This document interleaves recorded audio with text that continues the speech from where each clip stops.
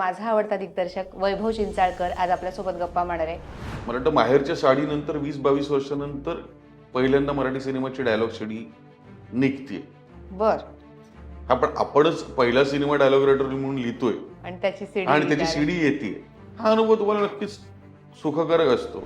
मग सिनेमा करताना जर ते दृश्य स्वरूपाचं माध्यम आहे तर ती दृश्य मांडण्यासाठी ना एक बेसिक बजेटची गरज असते तुम्हाला. त्याच्यात जर खूप कॉम्प्रोमाइज होणार असेल तर मग न केलेलाच बरा सिनेमा. आणि मला असं वाटतं की निर्मात्याला जेव्हा सिनेमा कळतो तेव्हा तो निर्माता राहतो, नाहीतर तो फायनान्सर होत जातो. आपण देवाला म्हणतो ना निर्माता, मग आपण इथल्या निर्मात्याला देवाचं स्वरूप दिलं पाहिजे.